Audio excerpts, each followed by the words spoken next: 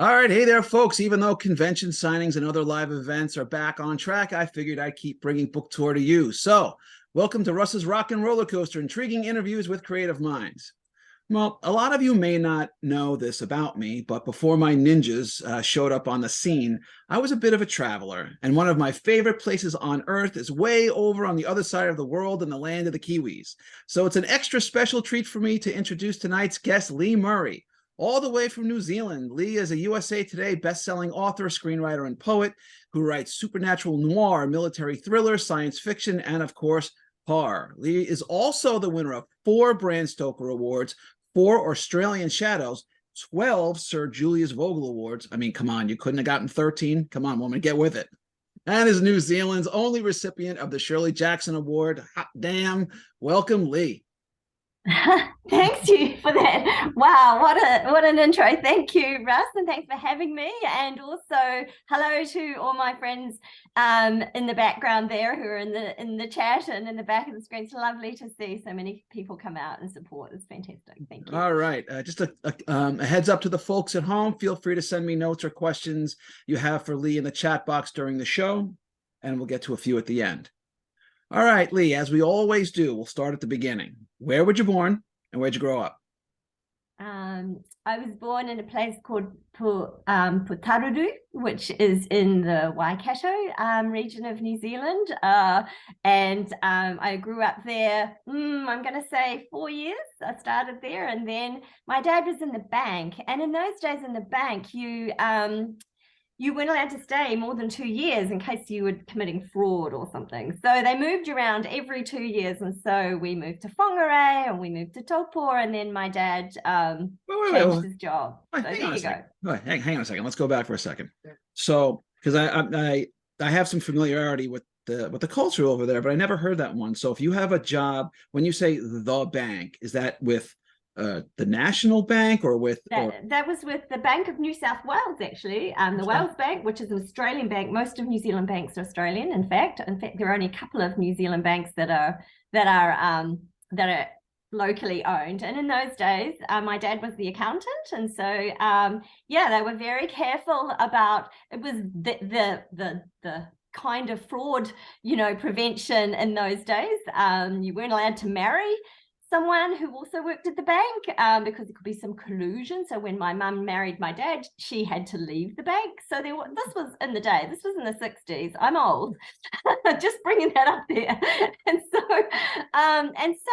So we got moved around quite a lot. And then when I hit sort of 5, 7, my dad said, nah, that's enough of that. I'm going to move on because it's not good for my family to have to move around. Wow. So it didn't matter what bank you worked for. If you worked for a bank, you were 2 years capped and then you had to leave.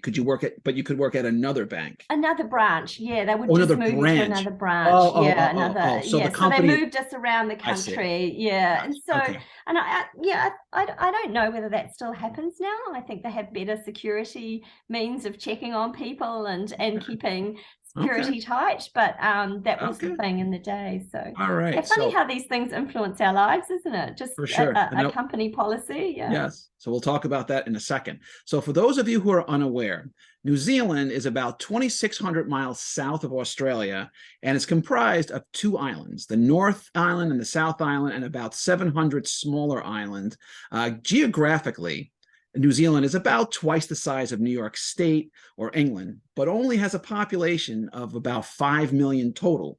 And of that 5 million, 1.6 live in the greater New Zealand, in the greater Auckland area. So what I'm going to do is, and I usually don't do this so early in the show, but I'm actually going to share my screen for a second. I'm going to do a little mapping here, just to kind of give everyone a sense of where we are. So here's our map. So here's us in the US, right up this upper right hand corner. And if we go all the way around the world and up, there's Australia right here, and here's New Zealand. And let's just zoom in a bit. All right, so we got our South Island here, and we got our North Island here. So here's Auckland, the capital, which is sort of the equivalent of where like Seattle is for us. and you were kind of over in this area, correct? Over on the I'm Tauranga. So if you look at the hand and yeah. you look at it like a hand, I'm in the web of the hand there. So if you look and it says Tauranga, Tauranga, that's where I am on the coast. All right. Very That's cool. right. All right. So that's where we were. Okay. Oh, that's all I wanted to share. So there we go. So now we've got a little context for where we are, where we were, where we're going, and where we might be. Okay. So let's get back to the good stuff. All right. So it's actually been a while since I've been out to your part of the world, and I have been out there. I spent a couple of weeks touring the North Island with a buddy of mine. So tell me a little bit about, I have my own perceptions of it, but it's been a while. Tell me about the culture in New Zealand. It's kind of mostly an outdoorsy lifestyle. Was that you? Yep. Yeah, I love that. But my parents were right into it, so we were lots into sport, and did a lot of boating and swimming, and I was a marathon runner, so I used to do lots of trail running. So yeah, absolutely outdoors. Everything is. We eat outdoors. We have our family gatherings outdoors. New Zealand is very much an outdoorsy place. But I think if you're talking about the culture, one of the things I think is really true about New Zealand, well, I hope so, I hope it is, and that is in the day, back in the pioneer days, people would live on a farm, or they would live in a little township, small, because like you said, there's only 5 million, and when I was born, I think there was only 3 million. And so people in the day would always because we were disconnected by space, people lived on farms and things, we always had this really good sense of community. So if you popped over, if you turned up to someone's house, they would make you welcome. And, you can always pop in New Zealand, just knock on the door and pop in, and people will put the kettle on and bring out the ginger nuts. And hospitality is a really big thing here in New Zealand. And I was once in France running a marathon, and I met this chap. We ran like 3 hours together. And so we got talking, and he was in a bit of an adventurer, so he thought he would come to New Zealand, and he came and he stayed 6 months with us. And his family said, "Don't go, you don't know anything about these people, they could be axe murderers." And he said, "No, I didn't get that impression." And New Zealand is like that. New Zealand is very much a case, it's very much a very, come be as you are, wear your jandals, which are, flip-flops in Australia, or those rubber toed, sandals that Oh, you the wear Crocs. with no, Yeah. that's them. And turn up in your shorts. We always wear shorts to a restaurant, it's just I hope that's still true, that New Zealanders, you meet them somewhere, they'll say, "Come back and have dinner." And Well, actually, that is exactly what happened to me. I met my buddy Carl. So I'm dating myself. I can't believe, almost 30 years ago, I did backpacking through Europe. I met him where were we? In Venice. We became fast friends. We toured around for a couple weeks. Some years went by, and he came out. I was actually living in Tempe, Arizona, about 4 hours south of the Grand Canyon. He came out, he was doing a tour over in the US. He stayed with me for about a week. We toured around. And then about 3 or 4 years later, I went out to New Zealand. I stayed with him for 2 weeks, and we just toured the North Island for 2 full weeks. And we went everywhere, to Cook's Beach and Coromandel and Rotorua and the Waitomo Caves and Cathedral Cove and all that good stuff, and just lived in his house. And it was all very relaxed and opening. We went jet skiing and speedboat racing and all sorts of stuff. It was really just a fabulous time. But one of the things that struck me is that all the beaches, at least then, I'm assuming it's still true, all of them were free, considered, that they're of the people. It's almost as if they were like of sacred the land. It's exactly right? Of the people is exactly right. the expression that we Right. use here, of the people. There are a few that are on private land, that are part of someone's farm or something that you can't necessarily access, but basically, yes, all our beaches are free. Yeah, and it was what was interesting. So he was in Auckland, but we kind of went, we spent some time in Auckland proper and we drove around. So I'm from New York. And, New York City has, 8 million people. And even where I grew up in the suburbs, there was 25,000 people around. There was people everywhere. We drove from one town to the next. And I remember we were in the car and there was one house over there and one house over there and like two over there. And then we were in another town. And I said, wait, there's 8 houses in this town. He goes, yeah, that's kind of how it is. 8 houses. There are more houses on my block than this whole town. It was just trippy for someone like me because I come from such a densely populated area. So it was very trippy. So let me ask you, do you have any brothers, sisters, or was it just you? I have 2 brothers and a sister. Yes. So where in the chain, where are you? I'm the eldest. Yeah. Me too. Okay. So what's the difference in ages between, so you're the oldest and the youngest? How many years? The youngest is 7 years younger than me. Okay. But my brother Gav is pretty much born just nearly just a year between us. I think there's 13 months between us. So parents were busy. Yeah, they were busy. Yeah. Were you guys close? Yeah, we're still close. Yeah. Okay. Just all of you, or just your brother, or like how was that?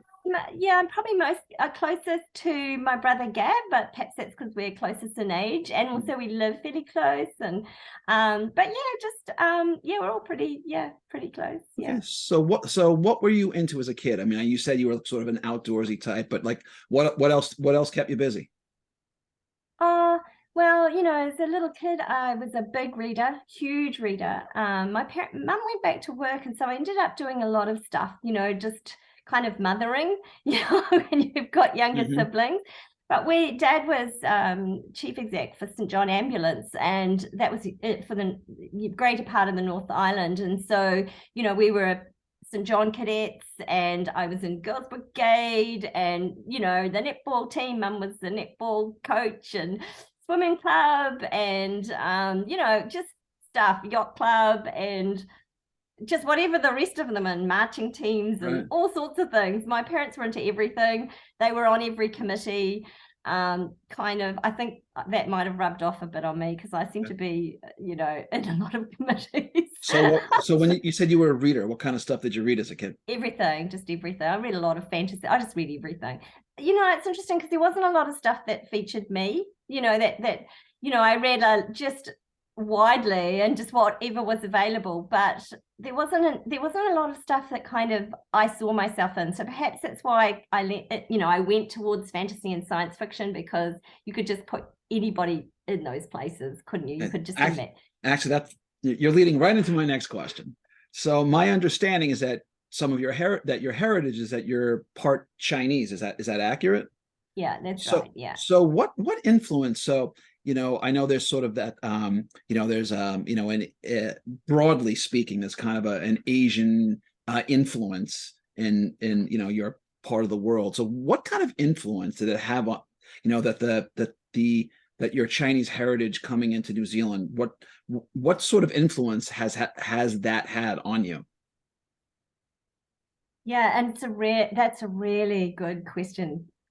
Talk about you to go for the jugular, because actually Asian people are the 3rd largest population group in New Zealand.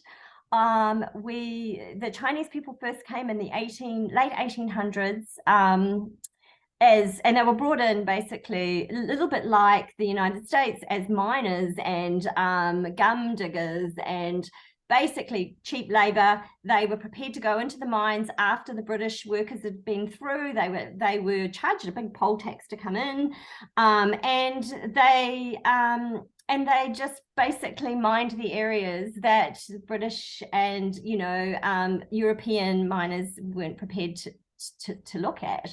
So that's really why they were brought in. It was just entirely economical to exploit them. And then in the 30s, my grandmother came out. I don't know when my grandfather came. He was a general in Chiang Kai-shek's army. The family has a commendation from Sun Yat-sen. So he was on the kind of wrong side of that revolution. And he fled China. I believe he ended up in Taiwan for a period, and then was a diplomat in Tahiti, and then eventually came to New Zealand. And my grandmother came separately from him. So she came in the 30s, and she just had one of her daughters at that point. They had 9 children. He had other children, but he had 9 children with my grandmother. And it's interesting because my mother, although she was born here in New Zealand, learned just last year that she is still considered a refugee, even though she was born here because her mother came as a refugee from that war. So wait, your mother was born in New Zealand, and she's been here for what, 50 years? Well, she's 80 this year. So for 80 years, she's been a New Zealander, and she has just discovered that she is still, So at 80, she's still a refugee at 80. Considered, according to she has New Zealand citizenship, of course, now. But in the day, my grandmother apparently took. She came in the 30s. She didn't get citizenship until the late 50s, I believe. So it's a process, right? So when you ask me about, what's the influence of, my father was European, and my parents thought, look, to get ahead in this country, we need to play down that fact that that these kids are Asian, and be Kiwi, be totally Kiwi, whatever that is, because we are such a melting pot here. Right. And so I didn't learn to speak any Cantonese. My mother speaks 2 dialects. And I was a Kiwi kid, and we sort of, I didn't see myself. I didn't see myself in any writing and TV or anything. So I kind of feel that now I'm discovering that, and I feel like I've lost so much, and it's probably my biggest regret. So I mean, you wouldn't. Most people don't know it by my name, but my name's actually Hebrew. And where I grew up, everyone in my immediate area was, there was Christmas trees in every house except mine. And I didn't go to Hebrew school either. So I was really I was a real outsider in that sense. And I was always kind of I knew I was a little sad about it, but I didn't realize how profound a loss it was to not be connected with in this case, a Jewish heritage until I got until just the last 5-6 years, really, because I realized it was sort of it's a core part of my identity, but I didn't know that, and I'm only now starting to fill in some of those gaps. And of course, you can't make up for the time because you can't go back. But that's interesting. So let me ask you this. Can I just say, Russ, I don't think my parents did it with any malice. They did I'm sure they didn't. In the best interest of me. Course. And what I think is interesting is we always, and I like what you said about gaps, and you're filling in the gaps. And one of the adages for writers is write what you know. But actually, I think what you don't know is really interesting too, because there's all these, especially Asian families, there's so many secrets, and the things that are buried, and the horror, and because there's an element of face in Asian families. We only tell the good things, and so some of the horror, the real horror, is just kind of slipped under the carpet, and that's the stuff that I'm finding so interesting to discover and learn. Oh, well, that's why we do this, or that's why I feel this way, and it's really been an exciting place to explore. So. Yeah, you're a parent, and I am too. On one level, you want to protect your children from the horrors of the world, and there are certain things you probably should, but they got to know stuff, because the world can be a very messy place, whether you tell them that or not. So if you don't prepare them, they're lacking something. They need to, and they know it. They know we all have this sort of battle between the light and the dark, and we're going to talk about this a little bit more. If you deny the dark, it fights you. All right. So one of my best friends is from Auckland, my buddy Carl, who I mentioned, and he told me that growing up, and he's about my age, a few years younger, he thought that New York City was some dangerous gangland, like in the movie The Warriors. Because that's all that he knew. Before you ever came to America, what was your impression of the U.S. and New York? This is before you came here. That's really interesting. So I think my son was 2. So 22 years ago, I came to live in the United States, and I lived in Wisconsin for 4 years. My husband in Madison, lovely place, and I remember saying to my parents, "Well, Dave's been offered this work, and my children were teeny, so I was still at home looking after them." And my parents said, "What do you want to go there for? Like it's just." You've had hamburgers and and there people, and there'd just been a shooting in Michigan across the lake at the time. A little boy had found his father's guns under the bed, and she said, and Mum said, "You could get shot there." And I just think that's really interesting, because there wasn't there was like, what's the culture? And because it's so it's such a big country, and so we kind of lump everything all together. I mean, so yeah, our perceptions are different. Of course, now I've been to New York, and I've been to the United States many times. I think I've been in 20 states, so probably a lot more than most Americans have been to New Zealand. So I do have a completely different perception, and I do think the perception is not just about the land, but the people. And most Americans are wonderful. The Americans that I know are just lovely. So it's not really a true impression, is it? And I think you really have to go somewhere to know. You really have to go somewhere, meet them in their own environment, and to have a feel. And that might be different from Wisconsin, which is kind of a little bit more like New Zealand, sort of cheeseheads and dairy, than say New York, which is just super exciting, and it definitely is a city that never sleeps. I mean, it's just all the go. The lights are blinking, and also the hotel fees are just scary. Yes, they are. All right, so I have to ask, okay, this is a completely separate question. What's the deal with Vegemite? I've tried it, and maybe it's shame on me for my lame American taste buds, but I'm sorry. It is horrible. It's horrible. I'm gonna say lame American taste buds. That's what I think I'm going to say. I'm sorry. It's so I can't. I tried it. It's so good. I tried it. I did. I tried it. I couldn't do it. I think there's a couple of Australians listening in, and I'm sure they will agree with me. It is good, and you are wrong. Basically, that is the answer. I'm 100% sure that's true. I'm 100% sure that's true. But I couldn't. For those of you who haven't had it, take a piece of toast, take some motor oil, and slather it on there. It's basically about that good. I'm sorry. I just had to throw that in there. All right. So let's go back. I want to talk just a little bit culture-wise. So what's the relationship these days between the Maoris, is it that the Maori? Maoris, right, and the general population? Because I know at times there's been some conflict, and sometimes not. What's happening there? What's happening there?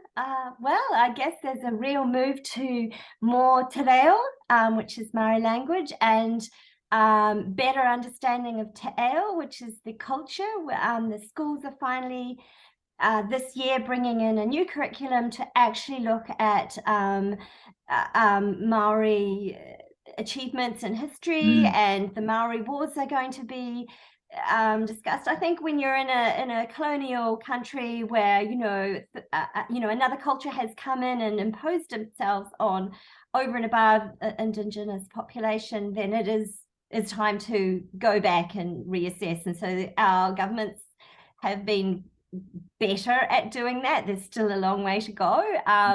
But in general, and as far as relations go, we're all a family, we're a country, we're united, right. And I'm hoping that everyone's very on board with going back and re-looking at these things and doing better. So we are changing street names back to their original names instead of right. Actually, I apologize real quick, just for those who don't know. I should have set this up. Who are the Maoris for those who don't know? Tell us. Those are our native Indigenous peoples, and actually we consider Pacifica people in the same sense. We have open borders to Pacifica nations, and those people also get a lot of support from our government. They are our very close neighbours, and and we owe a certain responsibility to them. New Zealand committed some atrocities in the past and towards them, including sending, blankets that were impregnated with, diseases. So that sounds there's a familiar. lot of horror that we should be looking at and addressing. And so, New Zealand's doing its best. And we're quite a progressive nation. I'm very proud of us. Oh, I love it. I love it. You're talking to, as an American, you're talking to a #1 fan of the country. So at one point, I understand you worked as a scientist as New Zealand's advisor for the Organization for Economic Cooperation and Development. So what kind of scientist were you, and what kind of advisory did you do for the organization? Oh, this is a very long time ago, but I have a master's degree in physiology and also in management studies. So when I was living in France, I actually lived 7 years in France and speak fluent French. So when I was living there, I was offered the job of being a liaison to the New Zealand government. They needed someone in place, and to the OECD. So I was that person. So I sat on the International Energy Agency and basically was the liaison between the government and this particular body, which looked at things like preparedness, energy preparedness, whether we had, the supply chains and things like that for various sources of energy, and some other groups as well. So that was really exciting. Yeah. So that's sort of an interesting place. So you were in France, as a liaison between France and New Zealand? Yes. Yes. Okay. Well, I wasn't the reason I was in France. I moved there for my husband's job. So fair enough. Okay. Wow. So what, so what was that like? I mean, that's not an insignificant role. Did you feel that, so based on what you learned then, just by being an insider, and what you see now, because obviously globally we're facing all sorts of energy issues, what got raised then that you're seeing play out today? Oh, security issues. I think you can see that playing out in the Ukraine war, and those were big issues. Security of supply and that kind of thing. They were big issues, but also climate change issues. We were already talking about those way back then. We're talking, I'm going to say we're talking about 28 years ago now. So this is a long time ago I was in this role. But we were already talking about climate change issues and clean energies, things like solar and wind power versus these dirty energy sources, hydro. Obviously, New Zealand was in a good place already there, and we, closed down some gas fields and various things like that. So we have moved, quite quickly towards, well, we already were in a lot of more sustainable forms of energy. So. Yeah, I remember when I was out there, my buddy was telling me how, if you were to, even because in America, we're not always the most respectful when it comes to our environment. Sometimes yes, sometimes no. If you threw like a piece of trash on the ground, that was like sacrilegious. People would like hunt you down and beat you if you. Not really, but we do have. I think we do have a very strong connection to the land, Yes. and one of the things that is true of Maori culture and has been, and we do, when we meet someone new in New Zealand, you do what's called the pepaha, which is basically to tell people where you're from and where where your people come from. So, and it's a tricky one, because as an Asian person, people always ask you, where are you from? And it depends, and it's always quite offensive, because where are you from? It's like, you don't belong here, so where are you from? But actually for Maori people, when Maori people ask me where I'm from, it's because they want to connect with me. So they want to say, what is your mountain? What is the ancestor who is your mountain? Where do you come from? What is the river that you're connected to? What is the forest that you are connected to? Where do you call home? So I can find out where the people are that we connect with. How are we related? Yeah. How do I know you already? And actually, New Zealanders do this all the time. You meet a New Zealander. I don't know if you've had this conversation with your friend Carl, but when you met Carl, you say, I know somebody from New Zealand. He lives in, Whanganui or somewhere. I can't pronounce the place. And he's an electrician. And 9 times out of 10, the person you're speaking to from New Zealand say, I think I know those people. Yeah. I mean, it was one of the things that I found fascinating and still do and loved about it then was the real sense of there was a genuine, almost spiritual connection to sort of Mother Earth. Totally, there is. It's not almost spiritual, Russ. It is right. spiritual. Yes, it yes. is, yeah. Right. It's not about, well, okay, I'm here and I'm physically standing on this piece of ground. It's no, we're connected and we're all part of the source and the energy, and like you said, how the sky meets the water and the water meets the land. And it was really, for me, that piece of land is your ancestor. So yes. so it's not just a metaphor for a chieftain. Right. So a mountain could be a chieftain, but it isn't. That mountain, if you're a Maori person particularly, that mountain is your great grandfather. They nurtured your family, and they are part of the family. So that is that sense. Yes, I've done some actual writing about that, believe it or not, which we'll talk about in a bit. All right, so let's switch over. So tell me when you first got serious about writing.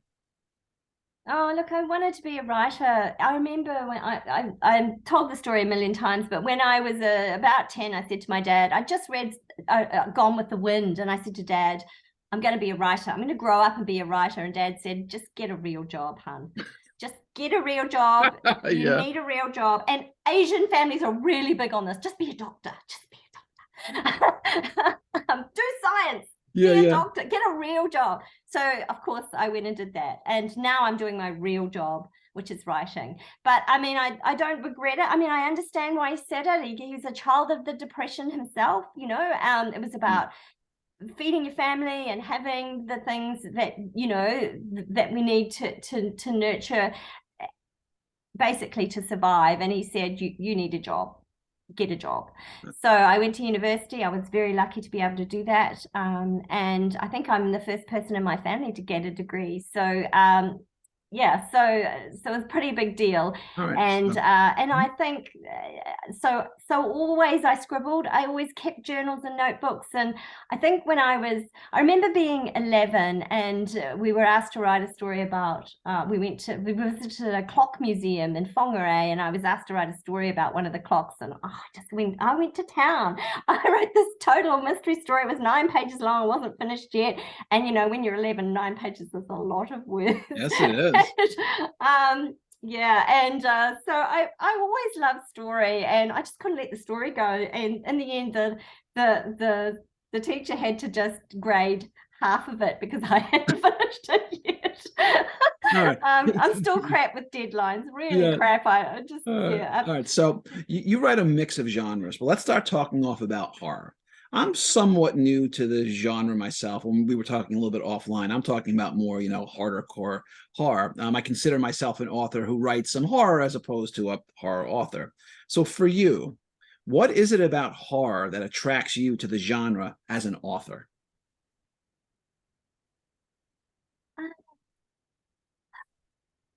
Look, horror is a grown-up genre. I've said that before. I started out, actually, I did that write what you know thing, and I started out writing a chick lit, actually. And after I wrote that, although I don't regret it, it was great fun. I learned a lot. I made all the mistakes with that first book. But I realized that I just didn't want to write about frivolous things. And there's nothing wrong with frivolous entertainment. Don't get me wrong with it. I just wanted to learn more and do more and touch people in a different way. And that meant delving into the things that frightened me. And there's so much that frightens me. Oh my God, there's so much that frightens me. So it's such as just everything, just everything, like climate change, and what's going to happen to my children, and what's happening to women, with the Roe versus Wade, and everything I see just frightens me to hell. And so there's so much to mine, the things I don't know, those horror stories under the carpet that my family haven't told me. in my history. There's so much to mine, and I feel it is subversive. It's that whole, you should just be a Kiwi kid and just forget about that Asian side of you, for example. And I just, you know what, I want to go there. I'm finally brave enough to go there. Part of that is because I finally found my tribe of other people who believe in this, of going there and stepping where we shouldn't necessarily have been told not to step. That's right. Don't be a writer, be a scientist. No, sort of that hell don't no, be Chinese, right? Be No, Kiwi. I got things to say, and I'm going to say them. Yeah, and and I've written about things like earthquakes. I know I've said this before, but in New Zealand we have 20,000 earthquakes a year. There was probably one last night and underneath my feet, and so we never know when that big one is coming. So that's something we kind of live with all the time here in New Zealand. Well, actually, hold on, stick on that point for just a second, because in various parts of the world there are various kinds of threats, right? If you're in California, they've got earthquakes, they've got forest fires and landfills. They're in the Midwest, there are tornadoes. I mean, sadly, in certain other parts of the country there are blizzards. Even more sadly, there's mass shootings. And being in New York, I was in Manhattan during 9/11. Like, there's stuff out there that you don't know. One second your life is one way, and the next second your life's another. So talk to me about, what is it like to live also? I mean, you're surrounded by volcanoes and you've got this threat of earthquakes. I mean, does that is there sort of like an underlying, like a pervasive sense of, what, honest to God, 1 second from now or never could be the moment, and then we're all reduced to rubble or ash? Is that there? Is it that pervasive? Yeah, I think if you live in Christchurch, it's even more pervasive. They're down there where they had the big earthquake 10 years ago, and they're still cleaning up after that. People are still living in homes that are not being properly repaired. They can't sell them. They can't get them insured. That's right. People lost their lives. And we had our first mass shooting a few years ago in 2019, I believe. So plenty of stuff to be scared about. Right? Quick interlude for folks who came in a little late. If you have any questions or comments for Lee, send them in the chat box, and we'll get to a few at the end. All right. So you also write some supernatural noir, which I happen to find very cool. Blending genres is something that I talk about quite a bit on the show because I do it myself as an author.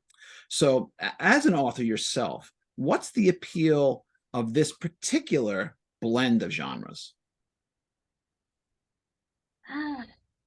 This one here was actually, this story came out of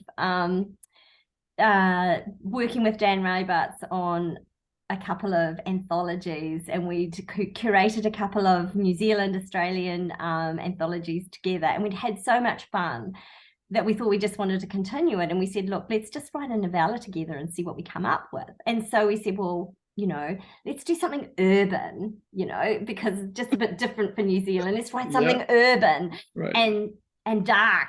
And then we said, well, let's just put ourselves in it. How should we do a collaboration? And we decided that we'd do a he said, she said, and each one of us would be responsible for an equal sort of creative,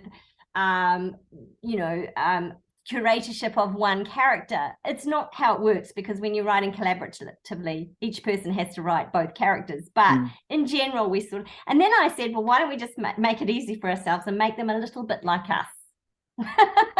So I write this kind of really uptight Asian scientific consult to the police, and Dan Raybarts, who's Maori, he's Ngāti Puru, he writes this sort of smoldering, broody, sort of, 1 foot in one realm, 1 foot in the other realm, sort of bad boy. Dan's not that bad, but he does work in security, so he's had some really great ideas.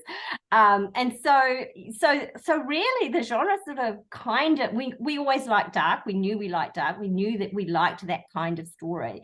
And so it kind of lent itself to being the supernatural crime noir, and we just loved it. We had so much fun. So that novella was going to be a novella, right? 30,000 words, ended up being a 3-book series of 300,000 words. So, as happens. As happens, we just loved it. It was so much fun because we were able to bring both of our cultural heritage in, that sense of place, our New Zealand mythology and the urban mythology, and just that whole, and also we brought in this brother-sister dynamic, because Dan is about 13 years younger than me, and I'm kind of like his big sister, really. I boss him about and I tell him what to do, and he answers back and says, yeah, I'm going to do my own thing. And it really, the squabbly sort of the squabbly banter that goes on between the characters is actually the squabbly banter that goes on between Dan and I. So basically, you go out to dinner, you record dinner, and then you put it on paper. Well, we would, except people seem to think that New Zealand's a tiny little place, but we live 600 kilometers apart. Yeah. And so it's all done, of course, yeah. I see Dan more than I would see you, Russ, but yeah. I don't see Dan as often as I would like. Yeah. So I was just teasing you. All right. So you also write military thrillers. So I have to ask, is there a certain degree of catharsis in writing characters and storylines where you get to blow shit up real good? Yeah, I love to blow shit up. Yeah, that's yeah. I love to. Who doesn't like a big explosion now and again, right? Yeah, and I do, and I've been really lucky because I know nothing about the military, absolutely nothing. I understand about that sort of brotherhood, and I mean, they're people, right? They're people, and put in really stressful situations. But I've been very lucky, and I've had some great advisors. I had a New Zealand military advisor, when I send him stuff, to his defense force email, it always comes back, this is above your pay grade, you can't get to this person, and it just spits it back out of me, so I have to get him via other means. But he's been fantastic in sort of assuring the accuracy of what I do, because I went down once to Trentham, where they train, and he let me in the armory and showed me all the guns, and and it's terrifying for me that no ammunition or anything, but just showed me some of the historical stuff that the defense force. Look, you can tell the truth. He said, look, normally we don't do this. Go ahead, take a hand grenade, play with it, see what happens. No. I'm just kidding. But, I got to sit in a few things and see a few things that, most civilians don't see, which was really very exciting. I was very lucky. But also just that accuracy is really important. I just didn't really understand. And my brother worked in security, in IT security. He worked for the government and the police and various other places. And he did a PhD in sort of kind of security and digital security, which was really interesting. So he was able to help me in some ideas about the Five Eyes agreement, for example, and some of those more. So that was really useful. So because the five what? Five Eyes, it's a sort of agreement between a number of countries for security, I see. To share security information. So, so he understood about that, and the sort of police database, how they Interpol shares information, which was really, look, you don't know these things as just a civilian, and I probably would have got arrested if I'd gone Googling them. So I was very lucky because I don't know anything about guns. I don't even know where you would buy one in New Zealand. We don't have an open carry rule or anything like that. Right. So it's I don't even know. I couldn't even tell you where you would buy one locally. All right. Fair enough. Okay, that was great. But now it's time for a special segment where we spin the wheel. On the wheel of 7 possible categories I created especially for tonight's show. Wherever it lands is what you get. And the categories are movie magic, apocalypse, stargazer, music lover, quantum leap, hobbit money, and kick him in the junk. All right, you ready? Take a spin on the wheel. All right. All right. What do we got for you tonight? And we got Oh, movie magic. All right. New Zealand has produced several high-profile movie directors, including Jane Campion, Peter Jackson, and Taika Waititi. But some of my favorite yet little-known New Zealand-based movies, at least here in the U.S., are Whale Rider, Stickmen, and a tough but excellent movie, Once Were Warriors. What other New Zealand-based movies do you think we should be checking out? The Deadlands, The Deadlands. Fraser Toa. That's a kind of dark native What's that called? story. Yeah, the Deadlands. The Deadlands. Yeah. Maybe check out James Ashcroft's Coming Home in the Dark, which is based on a short story by Owen Marshall. There's quite a lot. They're just not jumping into my head at the moment. Once Were Warriors was fantastic. Really showed the and I'm sorry, it was underbelly was it Lee Tamora? Is that was my saying Tamora who ended up voiced Temuera Morrison? Yes, it? Morrison and who did the voice Yeah. for the clones in the Star Wars prequels. Yeah. Oh, yeah. He's also in The Mandalorian or something, Yes. isn't he? And Yes. and Rena Owen, of course, who was on the Orville show, as I can't remember what she was, some creature. So yeah, fantastic, gritty, urban, dark fiction. Really, Once Were Warriors was I mean, it was a great movie, but it was hard to watch. All right. I just want to mention Grafted, please. Which is coming from Sasha Rainbow. What's it called? Grafted? Grafted. Yeah, and it was written by me and some others. So all right, awesome. All right, that was great. So now it's time for you to pick your poison. I've got 3 choices for you, and I'm not going to tell you what's behind each. You got A, B, or C. What do we got? Pick one. I'll have C, thanks. All right, so this one is old dog, new tricks. The saying goes that you can't teach an old dog new tricks, yet every writer I know, including myself, has made numerous mistakes along the way in their writing careers. What's one mistake you made in your writing career that hurt like hell at the time, but you learned from and endeavored never to make again? Oh God, cover design. Oh my God, that first book I wrote, I got a very good New Zealand artist to do a cover, and it was nothing like the right cover for the right. You've got to get, you judge a book by a cover. You've got to get the right cover for the genre, and while the locals loved it, it just was completely wrong. Oh my God, it was so wrong. Didn't sell. So yeah, definitely get the cover. Definitely get the cover right. Yes, I feel you on that one, 100%. All right, so we got a little time. So pick another one. You got A or B? Okay, I'll go B. B. All right, energy booster. The writer's life is a challenge no matter where you are in your career. As an author, what gives you the critical energy boost you need to help you be at your best or overcome any roadblocks you encounter?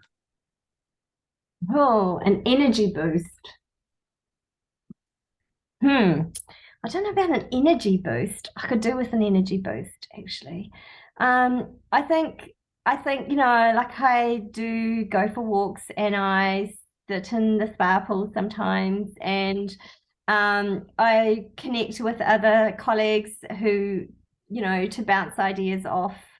I think the thing that I really need to do is say no more, especially to free work, because I really spend any time on my own writing these days. I think 80% of my time is spent with mentees or community work of some sort. So I think that the problem of energy is a personal problem, because I have really crappy boundaries and I don't know how to say no. And so that's something I'm still working on, Russ. It's a work in progress, and I'll keep you posted on how I'm getting on with that one. All right, fair enough. So just send me over your next couple of paychecks, and we'll be all good, since you can't say no. Just kidding. All right, thanks. So now we're going to go to our advice column. What's the best and worst writing advice you've ever been given? Yeah, I think it's that write what you know thing. That's just, you don't need to write what you know. You can just do the work. I've never been a serial killer, and I've written some serial killers, right? And I've never been, Look, that's true. You've never been a serial killer. Well, not yet. Not yet, but it's tempting. At times it is tempting. Isn't it, though? All right. So that was don't just write what you know. So then what else? What's the best advice? I'll find your community. Yeah, Yes. find the people who lift you up and support you and signal boost, Mm. and that means doing the same. That means doing the same back and being kind, and yeah, so just Pay it find your forward. tribe. Yeah. Yeah, absolutely. And then you can't look back, because there are other people out there who get you, and we're all a bit weird, and I love that. Indeed. All right. So that's good advice. Now I'm going to give you some truth serum. I got 10 questions. You ready? Oh God, yeah, You ready? okay. You ready? Favorite flavor ice cream? I don't eat ice cream. But it would be hokey pokey, but I don't no longer eat ice cream. So You're off the show. That's it. I'm stopping right now. All right. I don't think I can remember when I last ate ice cream, to be honest. Blasphemous. All right. All right. Other than ice cream, what's one food you will never eat ever for any reason? Never eat ever. I don't think there's anything I'll never eat. Probably human. I probably would draw the line at human, but I've asked this question a lot of times and no one's ever said human. So all right. Yay for not being a cannibal. All right, you win the award on that one. Bucket list. Look, I did not see that well, one. I'm Asian, so we eat everything, like dog and snake, and I've tried everything. So Okay. All right. No human. All right, no cannibalism for you. I'm going to put this in my notes. No human. Cannibalism. All right, good. I got you. All right. So, bucket list destination anywhere in the world. Bucket list destination. Oh, God, that's tricky, because I've been lucky enough to go to so many of those places. Bucket list destination. I'd like to go back in time, if that's possible, and have another conversation with my dad. Oh, okay. I hear that one. Good on you. Scariest movie you ever saw?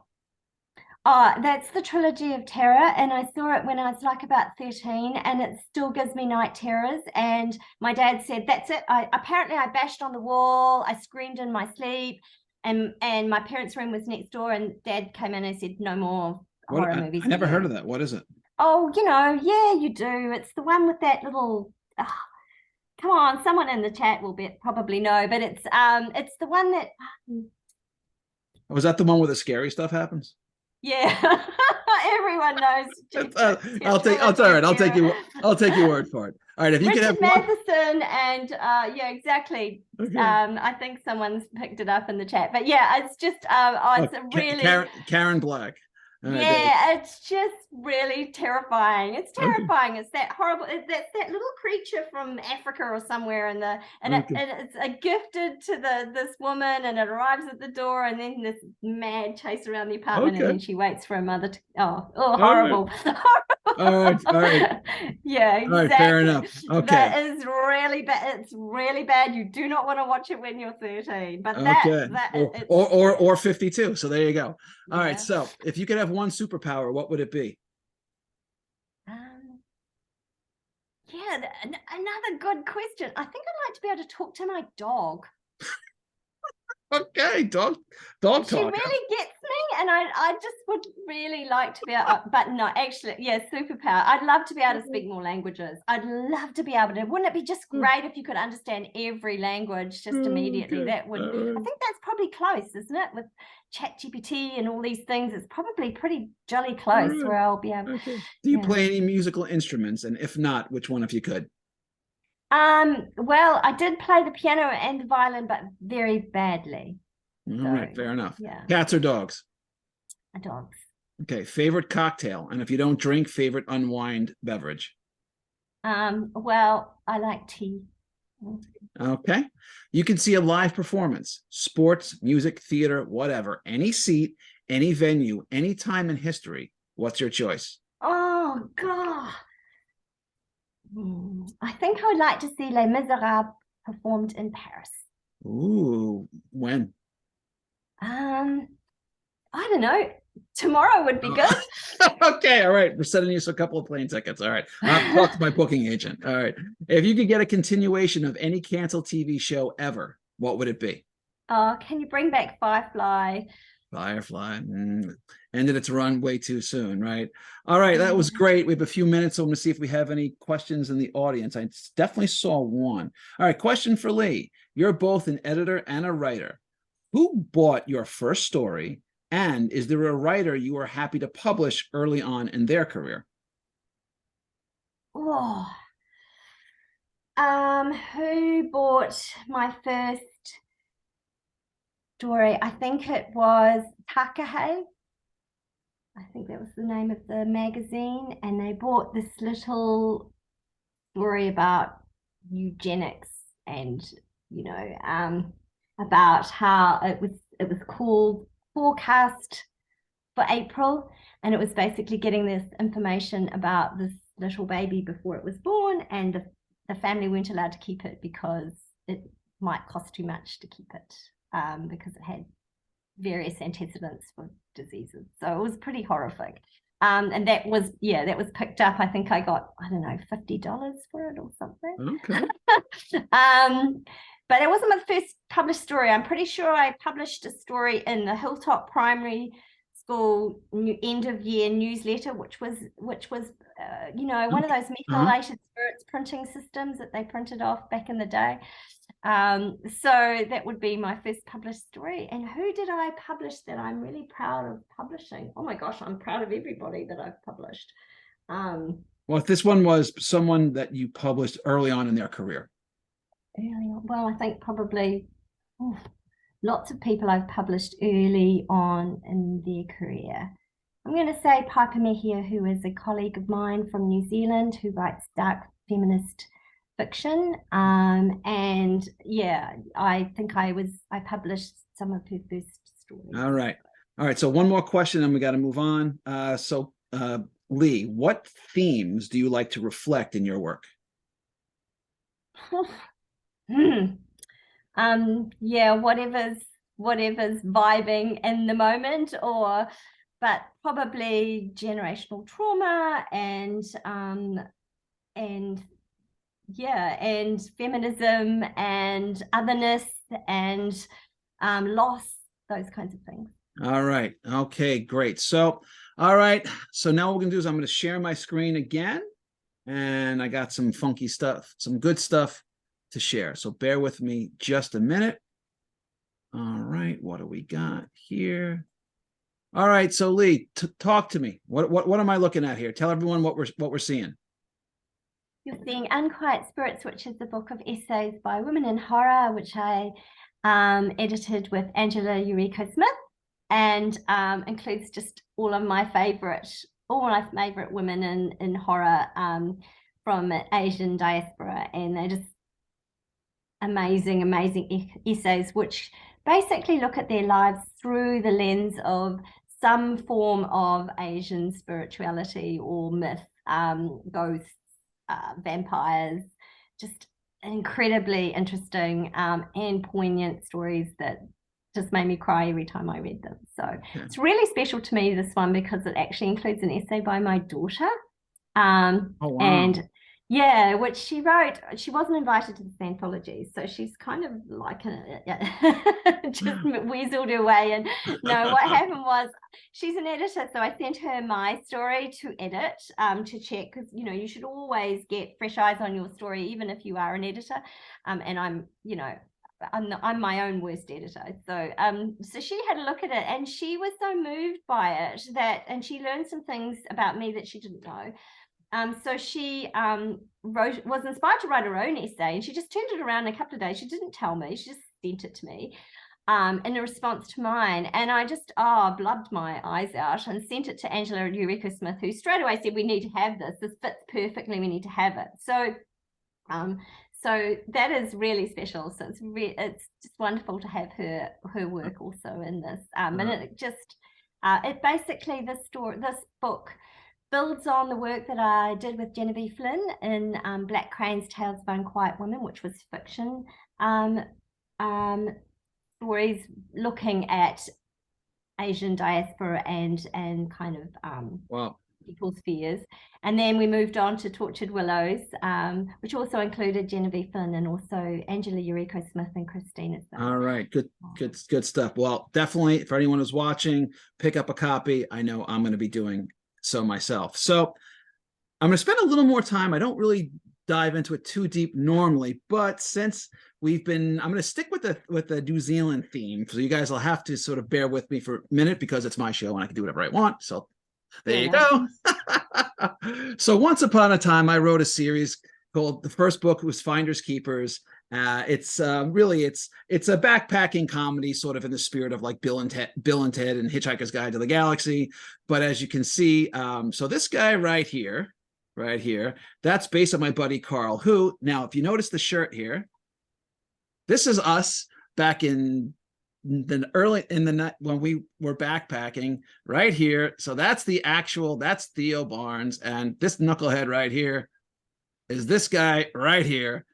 And this is actually us in the glowworm caves where we did this together. I went out to see him, and this is actually me out here in New Zealand again. Well, anyway, one of the characters is these two guys are running around Europe trying to have a good time, and they fall upon this jar of the universe's DNA, and a whole bunch of crazy characters are after them. He's a New Zealander, and a whole bunch of the action takes place in New Zealand. So we've got we got a Kiwi biker gang here, and we got a galactic talk show host, and we've got so this is sort of the galactic. This is so Emma, she was a galaxy designer. That's before she was banished to Earth, right here. Well, this was after, so clearly she's got a few issues going on there, and her partner Lex, this is before he was banished to Earth, and that's after. And then we got Hank, who's actually, strangely enough, based on a real guy, and if it wasn't for him, I may have never made it my way across the world. And we got some of these crazy guys going on here. And then we got Milo, who's the great disruptor, who kind of messes up the universe. And then these are the three books, Finders Keepers here, Genius to Milo, and Astropalooza. But one of the characters that also popped up was Angela Hardwick, now, which is actually spelled wrong here. What do you know? But what's important about her is that it led into an entire series. And for those of you who know, I write the Angela Hardwick. She's an intergalactic private eye. To my mind, she's part Doctor Who, part Blade Runner, and part Atomic Blonde. The books are Crackling Fire, Fractured Lives, and Hot Ash.